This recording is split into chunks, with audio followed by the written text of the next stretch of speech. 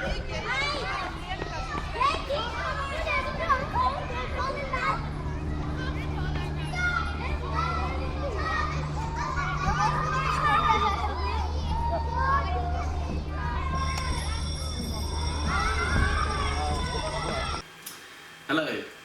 I'm Mark Small, solicitor, and you're watching SEN Unplugged. In today's edition, we're going to talk about the right to education for young people who've reached the age of 19 and who have education, health and care plans. Now you might be thinking, well, why is this going to be relevant to me? Well, it's going to be relevant to you because it shouldn't be assumed that just because your child has got an EHC plan that it will continue until they reach the age of 25. Most local authorities will try to cease the EHC plan when they finish in their school or perhaps sixth form provision linked to their special school. And that generally is when they reach the age of 19. And at 19 the local authorities will say, we don't want to provide any further education, your support will be provided through social care under the Care Act. So let's explore in detail the general duties that local authorities have to observe when a young person reaches the age of 19. So in the first instance, it may be surprising for me to say this, but there is no general right under the Children and Families Act which says that the local authority must provide education to a young person up to the age of 25. The power that's granted by the Children and Families Act is merely that the local authority is required to maintain the EHC plan should it be necessary. And the Act allows them to maintain it, should it be necessary, up to the age of 25. There's no certainty over when education should continue, and importantly, when it should cease. And if you look at the SEN Code of Practice of January 2015, there's no clear guidance on when education should cease, although it provides guidance on the factors that need to be considered. So some key questions here. What are the expectations that you have for the young person, and what does the young person himself want to do? Because bear in mind, under the Children and Families Act, it's the young person, when they're 16 plus, that is given rights under this legislation, subject of course to them having mental capacity. So what we're really going to look at here is, when should education cease, and how is that going to be approached by your local authority? One of the key things that people have to, I think, consider is what is meant by the term education. Many local authorities, in my experience, view education as a means to an end, and that end is the attainment of qualifications. And the previous legislation under the Learning Skills Act allowed local authorities to fund young people in post-19 education if they could show progression and stretch. And thus it was all about attaining qualifications. And if it was shown that they couldn't, then they could legitimately cease funding through the Education Funding Agency, or at least that's what happened in practice. So very few young people 19 plus had learning disability assessments that provided them with funding in post-19 education. One of the key things that young people should think about, and their families, are what are the outcomes of further education? Because it's in setting the outcomes that we can determine the appropriate education that should follow. In terms of thinking about a working definition of education and what's meant by it, it's useful to have regard to case law. Now, we don't normally like to be too legalistic in these videos, but it's important to be thinking about how the law views it. Because I can tell you, it isn't about the attainment of qualifications.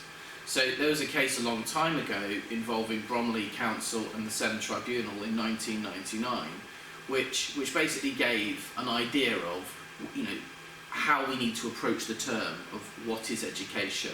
So in that case, it was said that education is not just about scholastic instruction. It wasn't just about obtaining qualifications. It could be the acquisition of basic skills in preparation for the child or young person's life. So, and that those could be basic as supporting eating and drinking skills, self-help skills. So it isn't just about perhaps taking formal qualifications like GCSEs and A-levels and then perhaps moving into higher education at university.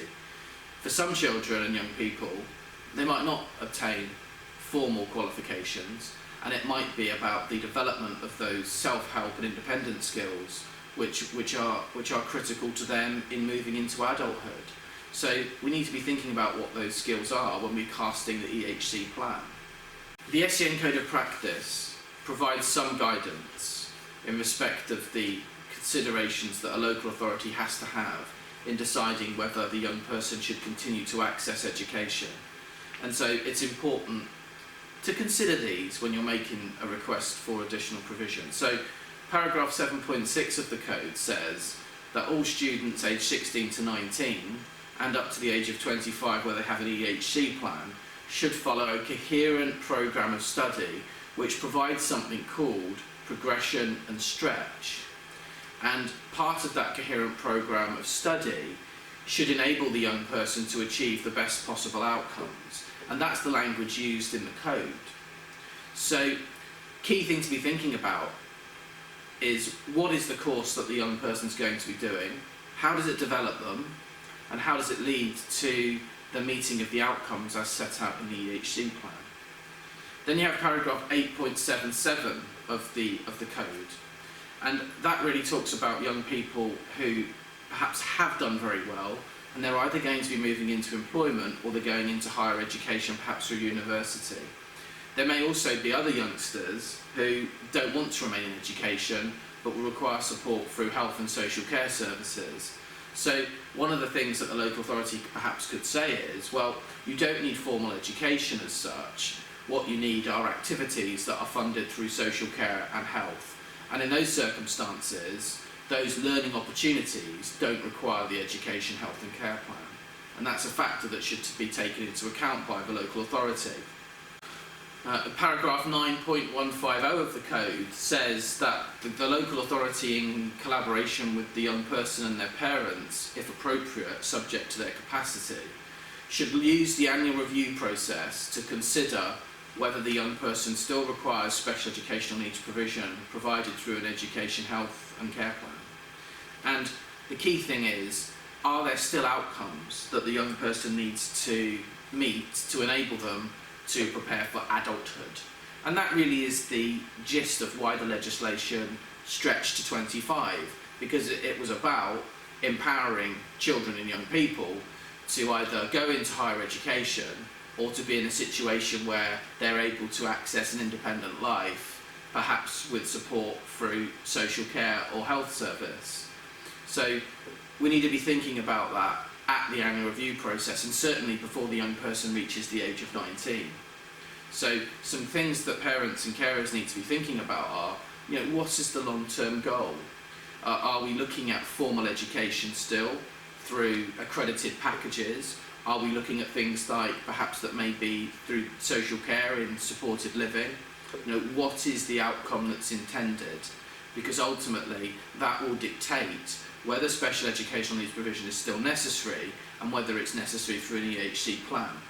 We then have paragraph 9.151 of the SEN Code of Practice, and that basically says that the local authority shouldn't just cease an education and health and care plan because the young person reaches 19. To do so would be unlawful. What they have to do is look at the education and training outcomes and identify the pathway that that young person has into adulthood, perhaps because they've had a Care Act assessment by social care. And essentially, that EHC plan can be used beyond 19 to help them access those additional training and educational opportunities that may be provided through, for example, specialist FE colleges, which all young people will have a right of access should they wish to do so. Now, one of the things the local authority has to be clear about, and that's what 9.151 says, is that the local authority has to be clear, if it's going to cease an education, health and care plan, that special needs provision is no longer necessary. And so at the annual review where that decision perhaps is taken, there will need to be expert evidence that says there aren't any perhaps training or education outcomes that can be further specified, and that perhaps the young person has reached their maximum in terms of their potential, and also that perhaps they've got the skills already, so they don't need to repeat what they've already done. and thus they should move then naturally into perhaps services provided by other agencies. The important thing though is that the local authority has to have regard to the outcomes that have been set out in that EHC plan and decide whether they've been met or perhaps need to be adjusted if they have. Paragraph 9.152 of the SCN code also identifies that one of the factors the local authority should consider is whether the young person would benefit from remaining within education to further meet the outcomes that have been specified, perhaps to consolidate their learning. That doesn't mean that the young person just has to continually repeat courses they've already done, but it does give the flexibility to say, perhaps because maybe of the child's difficulties and the extent of them, that they need a bit longer to fully acquire the skills that have been set as the outcome. So there's not an arbitrary removal of provision just because the young person reaches the age of 19. We then have paragraph 9.200 of the code, and essentially here this replicates the statutory test. If the young person moves into employment, if the young person no longer needs the special educational needs provision, then if they've met their training and education outcomes, then this is where the local authority has a justification to be able to cease the education, health and care plan, and thus cease the local authority's responsibility for ensuring that the child's needs, and now the young person's needs of course, are being met. And thus at that point, if an EHC plan is ceased, that would pass the young person over to adult social care if they're eligible to receive services under the Care Act. Now, there's an important case called Buckinghamshire County Council versus SJ.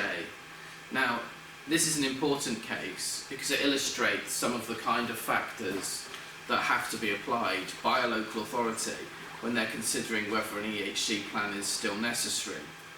So essentially what the upper tier held was that just because a young person hasn't made perhaps progress as measured by P levels or as measured by any academic qualification, just because they haven't made progress that's demonstrated in those areas does not mean they don't need special educational needs provision.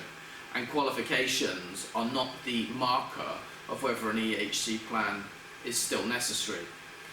One of the key factors are looking at the needs of the young person as a whole and identifying whether the outcomes have been met and whether there are new outcomes that need to be met in developing perhaps the basic, or should I say, the functional skills of the young person, the ability to communicate, the ability to perhaps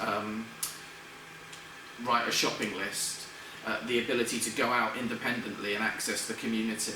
These are all basic life skills that have an educational component and thus, depending on the circumstances, may necessitate special educational needs provision for the young person and thus the continuation of their EHC plan.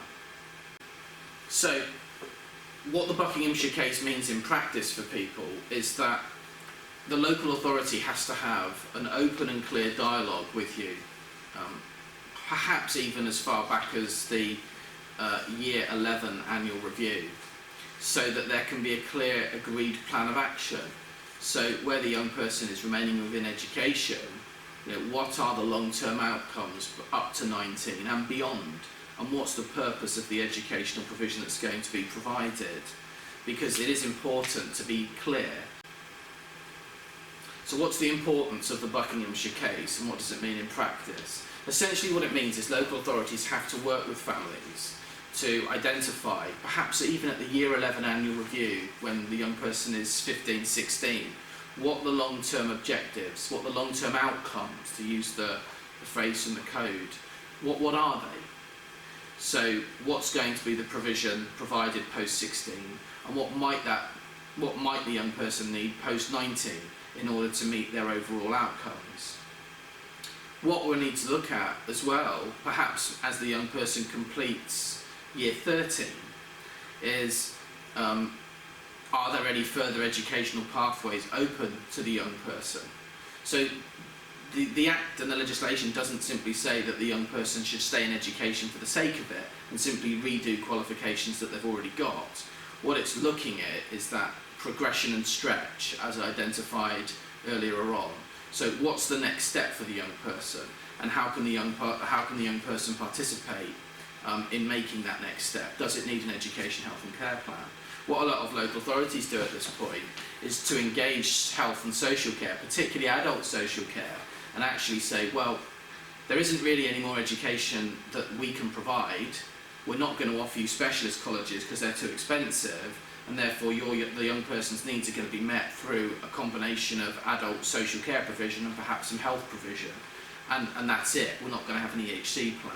Thus, one of the key things for parents at this stage, I would say in the year 12, year 13, is going to be getting advice from professionals like the psychologist or the speech therapist or occupational therapist to identify what further outcomes perhaps are realistic for the young person given their trajectory to date, and what special educational needs provision is still required. Because if you can make a case that there is a need for education, then just because the local authority can't provide it doesn't mean you can't ask for it. And generally, where they can't provide it, that opens up your ability, and certainly the young person's ability, to seek specialist placements in FE colleges. And those, as I said much earlier, those previously were gatekept by local authorities under the old legislation, and very few young people really had the ability to access them unless the local authority provided its agreement. Well, now you don't need the local authority's agreement, because if you're unhappy with the local authority's decision, perhaps to refuse to name such a place, then you can appeal to the SEN tribunal. That's a right that you didn't have under the old legislation. So if we look at cessation of EHC plans in that context, the following slides will demonstrate the kinds of things that need to be taken into account by local authorities when they cease an EHC plan. So when we think about cessation, what we're really saying is that the local authority is deciding that the EHC plan is no longer required, and they will no longer therefore be responsible for the child or young person. So in the context of what we've been talking about, that the relevant legislation is section 45, and section 45 basically says the local authority can cease an EHC plan if it's no longer responsible for the child or young person, or if it determines that it's no longer necessary for the plan to be maintained. So the circumstances in which it's no longer necessary for the local authority to maintain a plan are where the young person or the child does no longer require special needs provision, i.e. the support that's been specified in section F of the Education, Health and Care Plan.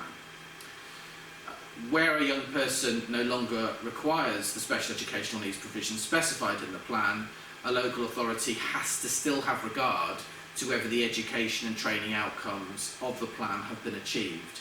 And they would generally try to do this through the annual review process. So one of the things to think about on cessation, which is really important, is that the EHC plan will be in a force unless it's ceased by the local authority or something happens which discharges the local authority's duty. So for example, in this, a case would be that the young person reaches 25 and EHC plans cease once the youngster reaches the end of the academic year on which they're 25. Other factors might also be that the young person goes into employment. So an EHC plan wouldn't be necessary if the young person is moving into employment. Or sometimes the young person might just say, do you know what, I don't really want to engage in education, and therefore the local authority could cease the EHC plan, although it would still have general duties to try and re-engage the young person in training and educational opportunities. How it does that will be set out in the local offer. So really, when ceasing an EHC plan, local authorities need to think very carefully about how they make decisions in respect of perhaps, are the special educational needs of the young person still significant? Is the special educational needs provision that's been specified in the plan still necessary? Are there any additional resources that are required? Have the outcomes been met? And what further education and training might the young person need, and what is available to them? And so those are important questions for the local authority to be able to ask itself, and perhaps they would do that effectively in consultation with the young person and the family at the annual review.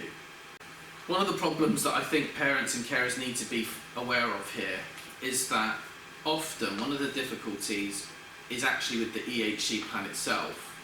Because it's not specific and quantified, it's very easy for the local authority to argue that the young person doesn't need the special educational needs provision that's written in it, because that special educational needs provision is often written generically to reflect the school that the young person is attending.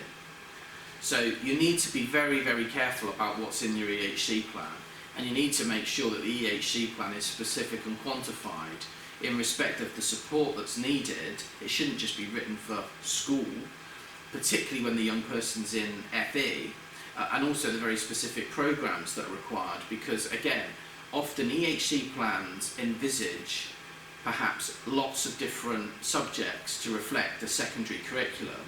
Well, that's not the case in FE.